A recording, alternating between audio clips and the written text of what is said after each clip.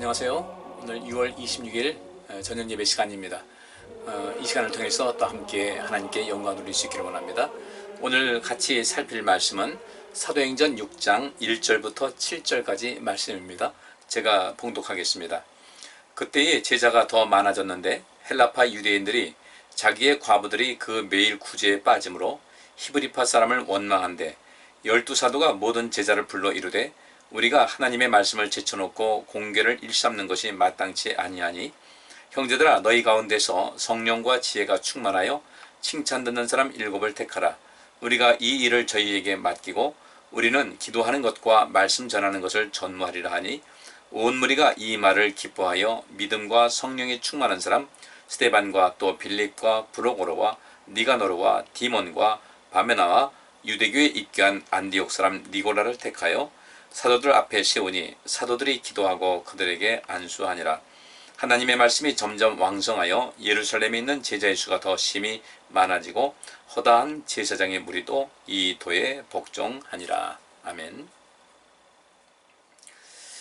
오늘 이 시간 이 말씀을 통해서 제가 이제 주제를 그 위기와 그 기회의 그 연속, 또 그 다음에 그 위기와 기회가 연속되면서 교회는 또 꾸준히 성장하는 그것을 또 그런 내용을 중심으로 해서 한번 말씀을 살펴보고자 합니다.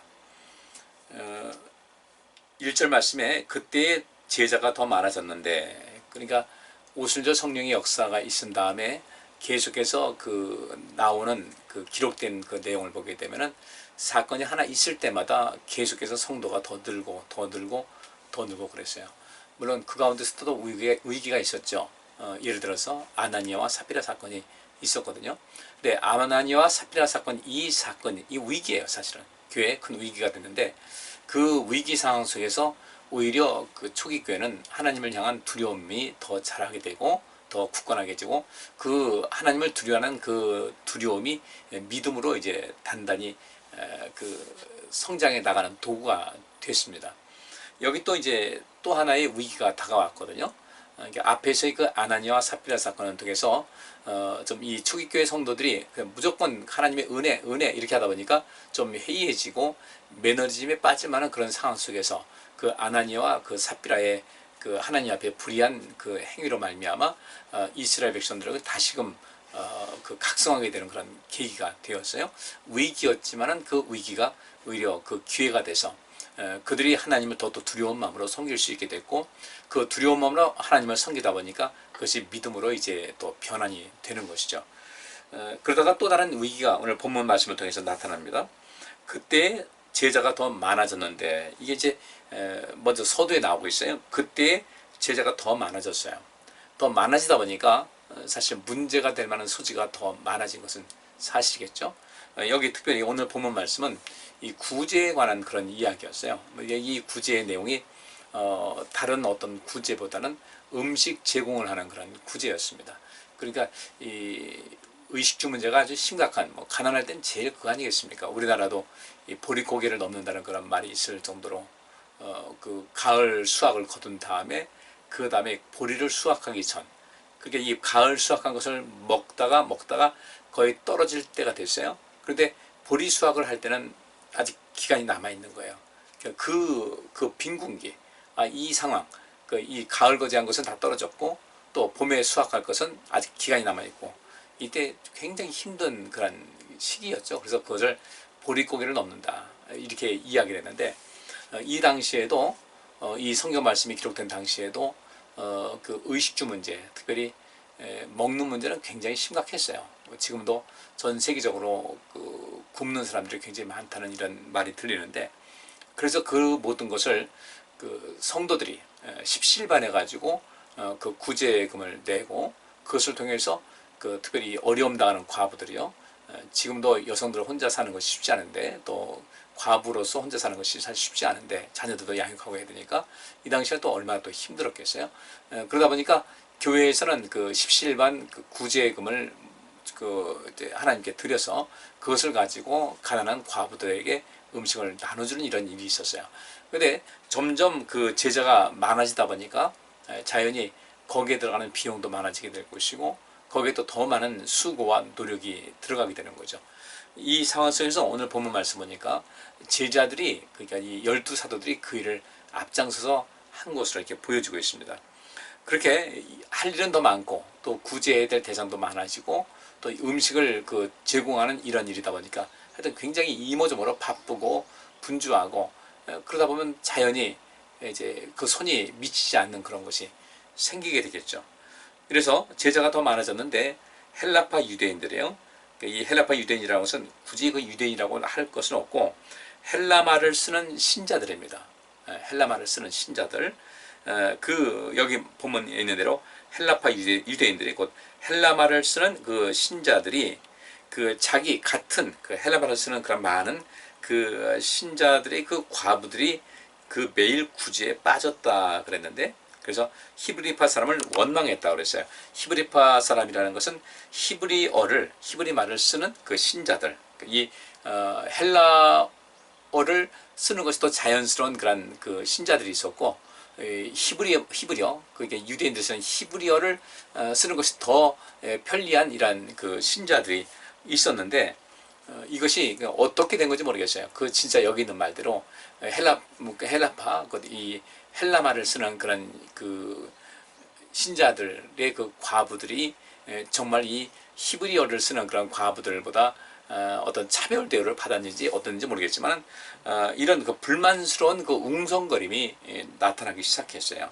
원망했다는 것은 아주 악의를 가지고 원망한 것이 아니라 불만을 표시한 것이죠. 불만스러운 말이 이제 웅성웅성 이제 소문이 나기 시작했다는 것입니다. 그러니까 매일 음식을 분배하고 있었는데 음식을 분배하는 그런 과정 속에서 우리가 히브리어를 쓰는 신자들에 비해서 좀 차별 대우를 받고 있다. 여기는 매일 구제에 빠졌다고 되어 있는데, 원래는 성경 원어의 뜻을 보게 되면은 차별 대우를 받는다라는 이런 말 때문에 이 헬라어를 쓰는 이런 신자들, 그러니까 여기서는 헬라파 신자들이 그런 불만스러운 말을 이제 내기 시작했다, 이렇게 보시면 되겠습니다. 그게 여기서 크게 원망이라고까지는 이제 이야기는 하지 않지만은 좀 안 좋은 의미에서 이거 원망으로 가기 전 단계로 이제 그런 상황이 벌어지게 된 것이죠. 그런데 확실히 뛰어난 지도자들은 이런 상황 속에서 발빠르게 움직이는 것을 볼 수가 있어요. 우리가 보통 말 호미로 막을 수 있는 것 충분히, 호미로 충분히 막을 수 있는 것을 그 기회를 놓치면 가래로도 못 막는다는 이런 말이 있듯이, 어쨌든 이런 위기 상황 속에서 위기 상황을 정확하게 볼 수 있는 그런 안목이 필요하다는 것이죠. 그래서 예수님의 제자들, 이 사도들이 그런 상황을 빨리 인식하고 나서 부지런히 이제 일을 수습을 하게 되는데, 2절 말씀 보니까 12제자가 모든 제자를 불러 이르되, 그러니까 모든 신도들, 어떤 제자라고 하지 말고 여기서 12사도가 모든 제자 할 때 제자라기보다는 모든 신자들을 불렀습니다. 소집을 했어요. 근데 많은 사람은 어떻게 했는지 모르겠지만 어쨌든 여기 본문 말씀은 그렇게 되어 있습니다.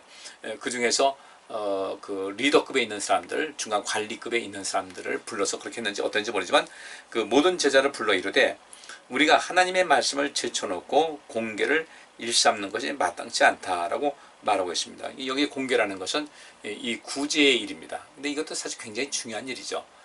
그래서 이 구제라는 것은 유대 사회도 그렇고 지금 아랍 세계도 역시 마찬가지예요. 이스라엘 백성들이 구제하고 또 하는 섬기고 나누고 하는 것은 굉장히 많은 것을 하죠. 기부 행위도, 기부 활동도 많이 하고 그러는데, 그것이 같은 문화권이죠. 사실 쭉 따라 올라가다 보면 이 아랍 사람들도 자기의 조상은, 믿음의 조상은 아브라함이라고 하고, 이스라엘 백성도 그렇게 하니까 그런 문화권에서 이렇게 자라온 사람들이 하나님의 말씀이 이제 일단 전통적인 그런 가르침이 있다 보니까 아랍 사람들은 유대교에서 갈라져 나온 이단입니다. 전혀 뜬금없이 나온 것이 아니라 유대교에서 갈라진 이단 분파예요. 아랍 사람들은 지금 이슬람교도들은 그런 겁니다. 그러다 보니까 이제 구제에 관해서는 그들은 상당히 생활 속에서 자연스럽게 몸에 밴 습관을 가지고 있었어요. 어려운 사람들을 돕는 그런 것은 그들의 삶의 하나의 양식이었다, 특별한 양식이었다라고 볼 수가 있어요. 타 민족보다는 훨씬 더 그렇습니다. 어떤 그 공동체 의식이 강하고요. 지금도 이슬람교도들은 그런 생활이 강하고 유대인들은 뭐 더 말할 것도 없는 것이죠. 그렇게 해서 공계를 일삼는 것이 마땅치 않다라는 것은 공계를 일삼다는 것은 디아코네오라는 일삼다는 것은 디아코네오인데 여기서 이제 디아코노스라 섬김이라는 말이 나오고 디아코노스라는 그 단어에서 이 영어로 이제 파생이 돼 가지고 그 이 집사라는 단어가 바로 그렇게 쓰게 됩니다. 디콘이라는 그런 그 영어 단어가 있는데 이 디콘이라는 것이 디아코노스라는 명사에서 이제 그 비롯됐고 또 이 디아코노스라는 것은 디아코네오라는 동사에서 이제 파생이 된 것인데 이 디아코네오라는 그 단어는 섬기다라는 뜻이에요. 시중들다, 관리하다, 섬기다라는 그런 뜻입니다.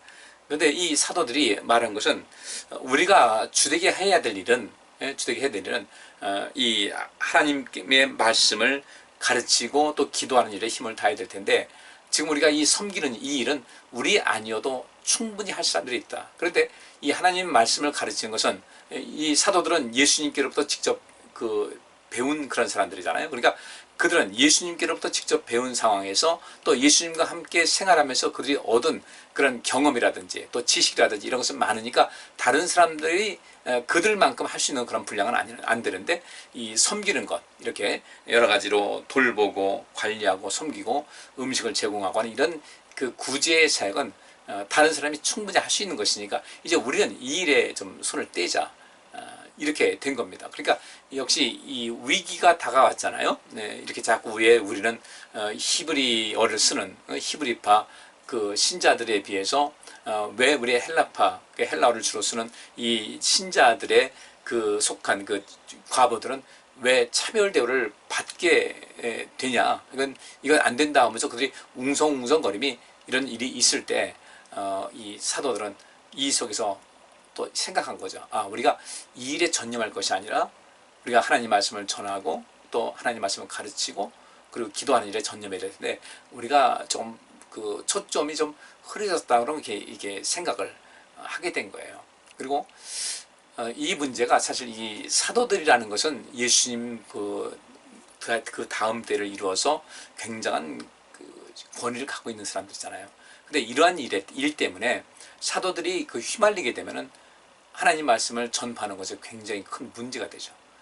차라리 일반 여기 이제 7 집사님들을 세웠는데 그들이 하다가 어떤 실수가 있는 것은 거기서 수정하고 거기서 끝나게 되는데 이 모든 것을 사도들이 다 감당해서 그 일을 하다 보게 되면 나중에 그것이 문제가 됐을 때 사도들이 하나님 말씀을 가르치는 데 있어서 그 말씀의 권위에 손상이 되고 문제가 생긴다는 것이죠. 그래서 예수님의 그 사도들은 바로 그 일에서 빠져나오게 됩니다. 그리고 발빠르게 대처를 하게 돼요. 그러니까 우리 성도님들께서도 인생을 살아가는 가운데 뭐 괜찮겠지 이렇게 생각할 수 있는데 뭐 우리 자녀들 보면 그런 자녀들 있죠. 시험 점수 나중에 확인해 보면은 기대치만큼 안 나와요. 근데 그 친구들은 또 뭐라고 주로 하는 특징이 있는데 뭐라고 하냐면 이번 시험 잘 봤다고 그래요. 그래서 우리 성도님들 만나보면 그런 말씀하셔요. 우리 애는 항상 시험 얘기하면 시험 잘 봤다고 그러는데 그 점수 나온 거 보면 그렇게 자신이 있던 만큼은 안 나오더라는 거죠. 그만큼은 나오지 않더라. 그게 이런 모습 속에서 우리 인생을 살아갈 때 위기 상황이 닥치잖아요. 그 위기가 오면은 일단은 우리는 희망은 버리지 말아야 돼요. 희망은 버리지 말고 이것은 주께서 우리를 도와줄 것이다라는 그런 믿음을 갖고 나아가되 이것에 대한 대처는 최악의 상황을 상정해서 그 일을 해나가면 됩니다. 그러다 뭐 항상 최악의 그렇게까지 해서 에너지를 낭비할 필요는 없겠지만 너무 항상 최선의 그 결과를 기대하고서 일을 처리하다 보면 놓치는 것이 많게 돼요. 그래서 한 10만큼이 이 위험성이 있다고 할 때는 거기서 한 12에서 13 정도의 그런 방어력을 키울 수 있을 때 거기서 10만큼의 위기가 왔다 할 땐 한 12, 13 정도의 그 위기가 다가온다라는 그 생각으로 준비하게 되면은 나중에 문제를 해결할 수가 있는데 이거 10만큼의 위기가 오는데 한 8만큼의 위기의식을 갖게 되면은 나중에 이것을 수습하기가 굉장히 어렵죠. 그래서 우리 인생에서 위기가 다가오게 되면은 내가 체감하는 그런 것보다는 더 그 위험, 경보 사인을 좀 더 높여서 높여서 대응할 수가 있어야 되고 그렇게 해야 됩니다. 시험 봤는데 이거 보니까 몇 개 맞았을까? 그러면 예를 들어서 한 80에서 90점 사이 둔다. 그러면 이게서 90점에 기대하다 보면 문제가 되는 거죠.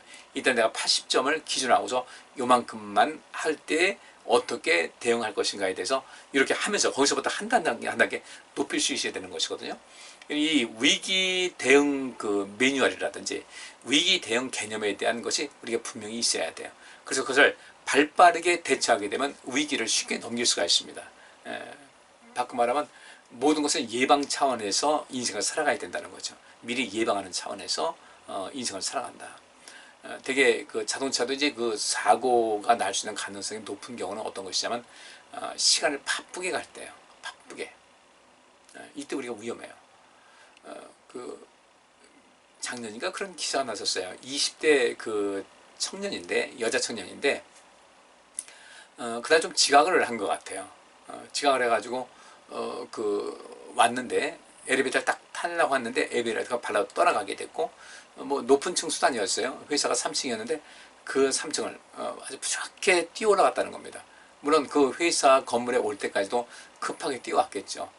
그리고 3층까지 뛰어 올라가가지고 사무실 들어갔는데 얼마 안 있다가 이 자매가 쓰러졌어요. 그리고 목숨을 잃었습니다. 우리는 그런 면에서 뭐 인생 살다 보면 때때로 시간을 바삐하고 좀 늦을 때도 있긴 하지만은 이런 점에서 우리가 예방한다는 것은 시간 약속을 이렇게 했을 때 좀 더 여유롭게 시간을 두고 나가게 되면은 편안하게 갈 수가 있겠죠, 그죠? 조급하지 않고 조급하면 발이 빨라지게 되고 서두르게 되고 또 운전하고 하는데 서두르면 자연히 신호 위반도 더 할 수 있는 가능성이 높게 되고 운전을 거칠게 되고 그럼 우리 안전이 상당히 이제 그 위협받지 않겠습니까? 우리 인생 살아가는 것도 역시 마찬가지. 이런 그 위기에 대해서 미리 그 예방 차원에서의 그런 대응할 수 있는 매뉴얼을 생활 양식을 갖고 그다음에 막상 이제 위기가 닥쳐왔을 때는 그것을 빨리 그 대응할 수 있는 발빠른 대응을 할 수 있어야 그 위기를 기회로 삼을 수 있는 그런 상황이 되는 겁니다. 근데 이 사도들은 발빠르게 그 위기에 대응을 했어요. 그런 원망이 왔을 때 그 왜 원망을 하고 그러냐 하고서 그 원망하는 사람을 책망하는 것이 아니라 그 사실이 어떠한지를 실상 그랬는지 어떤지를 살펴본 것이죠. 그리고 그 상황은 얼른 이제 마무리를 졌는데 매듭을 짓고 그 다음에 이제 더 관심 갖게 된 것은 앞으로 이러한 그 이런 상황이 발생하지 않도록 더 준비하는 것이 좋겠다라고 해서 이 일에 전담할 사람들을 이제 뽑게 되는 겁니다. 굉장히 지혜로운 거죠. 성령이 충만하게 되면 성령께서 우리에게 그런 지혜를 주시고 그런 피할 수 있는 길, 또 그것을 대처할 수 있는 길, 또 모든 것을 다 원만하게 마무리할 수 있는 그런 지혜와 능력을 허락해 주시니까 이것은 그 우리 신앙생활 속에서의 그 하나님의 도우심도 필요하지만 우리가 이 자연인으로서 인생을 살아가는 하나의 삶의 기술적인 면에서도 이것은 매우 중요하다고 봅니다. 하여튼 여러분께서 이 말씀을 통해서 어떤 위기 상황이 다가왔을 땐 발빠른 대응을 하자. 그리고 가능한 우리에게 위기가 다가오지 않도록 항상 예방적인 그 차원에서의 인생을 살아갈 필요가 있다라는 거요. 제가 이제 그 예를 들어서 우리가 시간 약속이 있을 때 미리 좀 더 미리 가서 준비하는 그런 것을 좀 하면 참 좋겠다라는 생각이 듭니다. 훨씬 더 여유롭죠, 그죠? 여유롭게 행할 수 있으니까. 그러니까 그 먼저 가면 더 유익한 것도 있더라고요. 어제도 제가 목사 안수식에 갔는데 한 25분 전쯤에 도착하게 갔어요. 넉넉하게 가야 또 아침 시간 이내에 가는 거라서 좀 바쁘기도 할 것 같고 했는데 가니까 다행히 제가 차를 댈 수 있는 그런 공간도 있고 참 괜찮더라고요. 그러니까 이런 생활 속에서 우리가 모든 것을 매사에 조금씩 조심스럽게 인생을 살아가는 것, 위기가 다가오기 전에 예방적인 차원으로 인생을 살아가자. 또그 위기가 다가왔을 때 그것을 발빠르게 대처하자. 이런 거 매우 중요하겠죠. 건강도 역시 마찬가지입니다. 우리 몸에 조금 이상 증상이 있으면은 그런 이상 증상이 있을 때마다 병원 가는 것은 좀 그렇다 할지라도 이것이 며칠 지켜봐서 변화가 없이 여전히 그렇다고 할 때는 그때는 발빠르게 병원을 가실 필요가 있어요. 병원 가는 거 두려워하지 마시고 그리고 그런 데서 어떻게 해야 좋은 것인가 이것을 어느 병원에 가야 될 것인가에 대한 것은 저한테 연락을 주세요. 제가 의사는 아니지만은 그것을 여러분들에게 그 알려줄 수 있고 이렇게 인도할 수 있는 그런 지혜가 있고 또 능력은 있으니까 그런 경험도 있으니까 그럴 땐 저한테 이렇게 도움을 청하셔서 이렇게 인생을 살아가시면 좋습니다. 하나님께서는 제게 그런 그 재능도 주셨고 그런 지혜도 많이 허락해 주셨어요. 여러분들은 제가 담임 목사로 여기 있으니까 우리 성도님들은 저를 충분히 그 활용하실 수 있어야 돼요. 뭐하러 그런 좋은 그 자원을 놔두고서 그 자원을 내둘 필요가 없지 않습니까? 저도 이제 늘상 컴퓨터를 다루다 보니까 컴퓨터를 다루는데 좀 더 빠른 방법이 없을까 해가지고 이제 부지런히 또 이 인터넷을 찾아보다 보면 굉장히 빠르게 뭔가 할 수 있는 그런 길이 있어요. 그러니까 예를 들어서 컴퓨터를 하는데 이 마우스를 3번 클릭해야 될 것을 2번만 클릭해도 될 정도로 이런 모든 것이 될 수 있는 거. 그러니까 이거 한 번이 얼마나 그 시간이 절약되겠습니까? 빨리 되고 그 시간이 절약되니까 그만큼 제가 휴식을 취한다든지 다른 일을 할 수 있는 그런 것이 되니까 이런 것은 여러분께서 인생을 살아갈 때 주변에 그 도움이 될 만한 사람들을 두는 것도 중요하다. 또 그중에서 우리 성도님들에게는 저는 그런 역할을 해야 될 입장이 있기 때문에 저도 그런 것을 많이 준비하고 있고 그런 경험이 많이 있으니까 저에게 도움을 청하시면 여러분들에게 큰 도움이 될 것입니다. 어쨌든 이렇게 해서 그 12사도가 모든 제자를 불러서 이제 우리가 하나님 말씀을 제쳐놓고 그러니까 하나님의 말씀을 우리가 소홀히 한 것 같다 그동안 이 하나님 말씀을 가르치는 것을 우리 전념했어야 할 텐데 이것을 소홀히 한 것 같다. 그러나 이 일을 행하는 데 있어서도 우리의 손이 필요한 것이고 이제는 우리의 손이 필요한 만큼 모든 것이 또 훈련이 됐으니까 이제는 이 공개를 일시 없는 것을 누군가에게 맡겨야 되겠다. 그러면서 이 모든 믿는 성도들에게 한 가지 제안을 합니다. 제안을 합니다. 여기서 그 제안한다는 말이 사실 없는데 여기 3절과 4절 말씀은 이런 말씀이 있죠. 형제들아 너희 가운데서 성령과 지혜가 충만하여 칭찬 듣는 사람 7을 택하라. 우리가 이 일을 저희에게 맡기고 우리는 기도하는 것과 말씀 전하는 것을 전무하리라. 이렇게 하니 그랬는데 실상은 그 여기 있는 말은 뭐 아주 그 명령문 같으죠. 형제들아 너희 가운데서 성령과 지혜가 충만하여 칭찬 듣는 사람 7을 택하라. 명령문 같이 우리가 이 일을 저희에게 맡기고 우리는 기도하는 것과 말씀 전하는 것을 전무하겠다. 뭐 좀 약간 좀 너무 강하게 들려지는데 실상은 이것은 성경 원문에 보게 되면요. 그래서 그 사도들이 그 성도들에게 하나의 제안을 하는 겁니다. 아주 부드럽게 제안하는 겁니다. 하나 우리가 제안을 하겠습니다. 우리는 이 기도하는 것과 말씀 전하는 것에 전무해야 될 사명이 있는 것을 알았습니다. 그래서 우리는 이제 기도하는 것과 말씀 전하는 것에 전념을 할 것이고 이제까지 우리가 했던 이 구제일은 여러분 가운데서 성령과 지혜가 충만하여 칭찬 듣는 사람 7을 택하여서 그분들로 하여금 이 일을 맡게 하면 어떨까요? 하고 제안을 했어요. 그래서 6장 5절 보니까 온 무리가 이 말을 기뻐하여 그랬는데 이 말이라는 것이 바로 이 제안입니다. 이런 제안을 한 거예요. 사도들이. 그러니까 이 사도들도 그 당시에 뭐 그 모든 그 성도들을 위해 군림하거나 그렇게 한 것은 아니었어요. 어떤 것이 하나님의 뜻이 이런 것이다라고 할 때 그 일을 할 때도 그들을 충분히 설득을 하고 또 제안을 해서 동의를 구하거나 이런 것 그렇게 하다 보니까 그렇게 그 동의를 구하고 제안을 하다 보니까 그 성도들도 또 어떻게 됩니까? 높임 받는 거죠. 존중해주는 것을 느끼니까 거기에 대해서 다 동의를 하게 되는 거예요.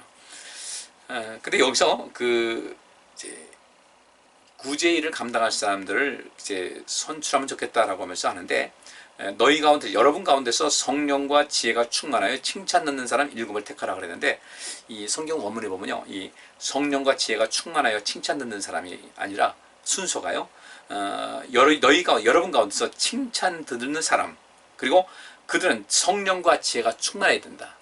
첫째로 그 모든 성도들에게서 칭찬 주고 또 존중받고 존경하는 사람이야. 존경받는 사람 7을 택하라. 그 존경받는 사람 7을 택하는데 그들에게는 성령과 지혜가 충만해야 된다라고 얘기합니다.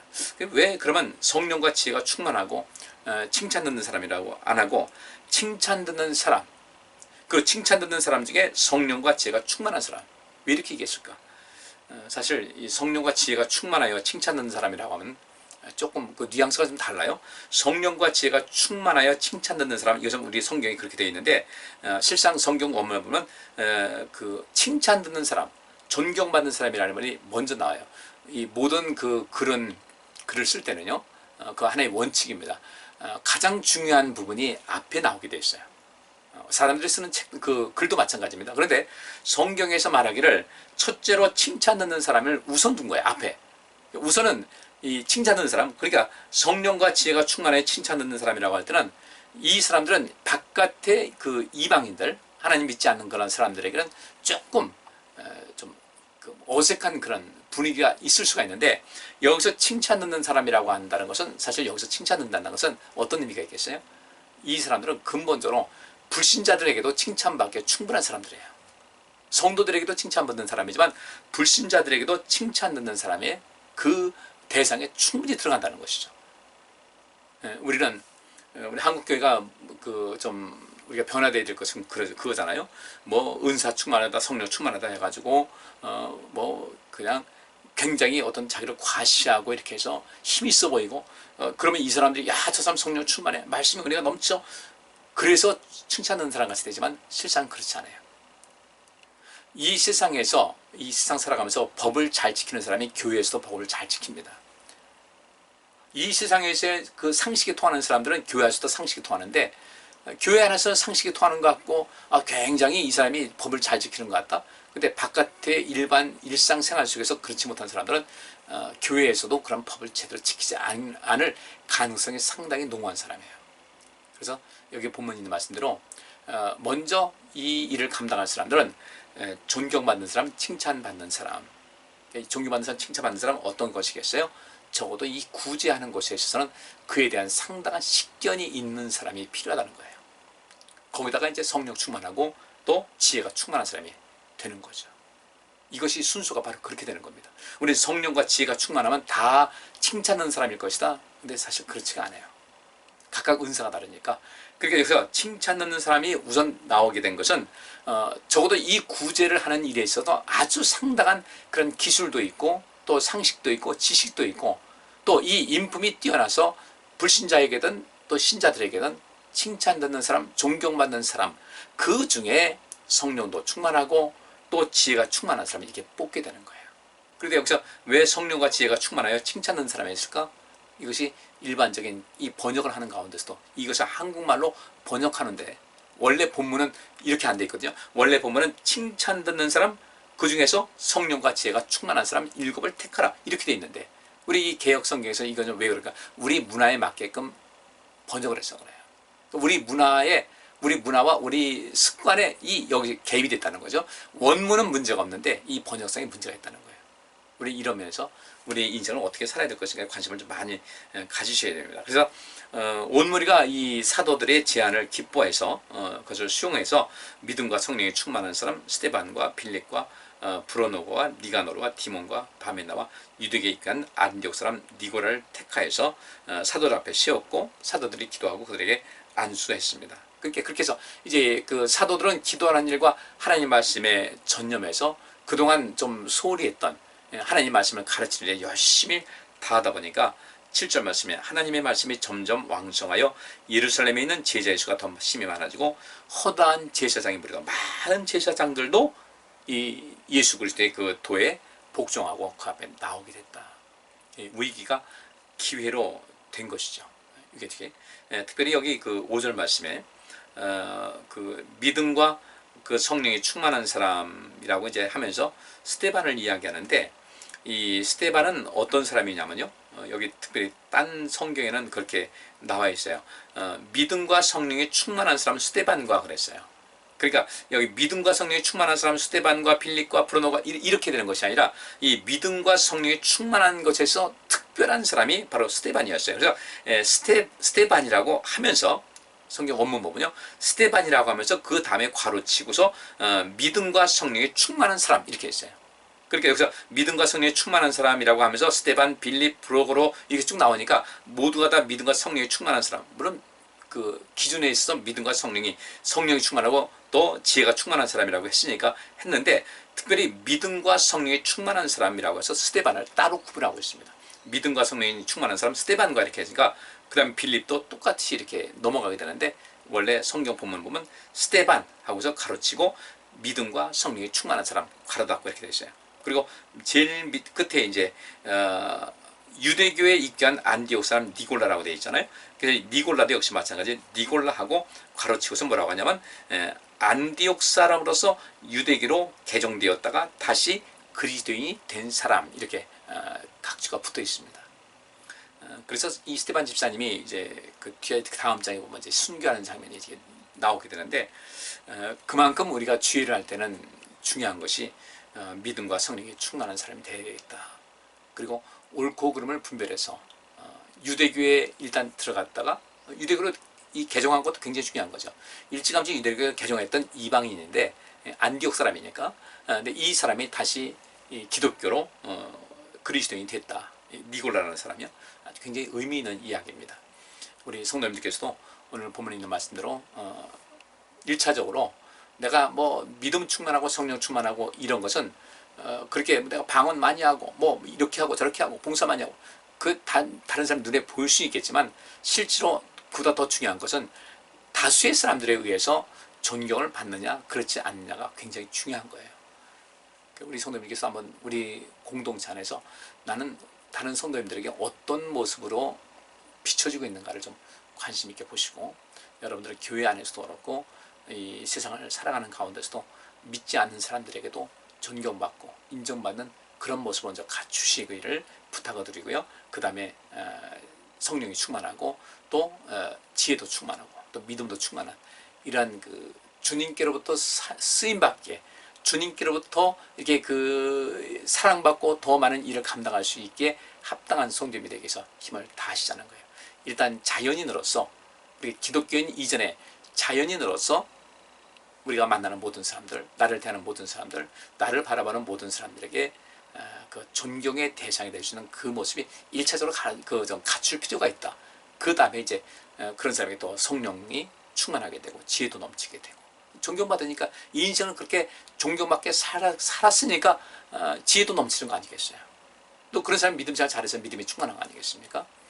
그렇게 해서 초기 교회 이렇게 주님께로부터 이렇게 많이 쓰임받고 또 주님께로부터 사랑받았던 그 사람들 같이 우리 성도님들도 그렇게 영광되고 복된 삶을 살아갈 수 있기를 간절히 바랍니다. 이 한 주간도 여러분이 머무는 곳에서 여러분이 만나는 모든 사람들에게서 존경받으시고 또 주의 일에도 더 힘을 다해서 충성된 일꾼으로 인정받는 삶을 살아가시기를 바랍니다. 기도합니다. 하나님 감사합니다. 오늘 이 시간 말씀 들었습니다. 이 말씀 마음에 새기고 그렇게 살게 하여 주옵소서. 그렇게 살 수 있도록 능력을 덧입혀 주옵소서. 저희들은 그 길을 힘써 걷게 싸우니 낙심하지 않게 하시고 지치지 않게 하시고 끝까지 우리의 믿음도 지키고 선한 싸움도 다 싸우고 달려갈 길을 마치도록 역사하여 주옵소서. 예수 그리스도 이름으로 기도합니다. 아멘. 예, 감사합니다. 은혜롭고 복된 한 주간 지내시기 바랍니다. 감사합니다.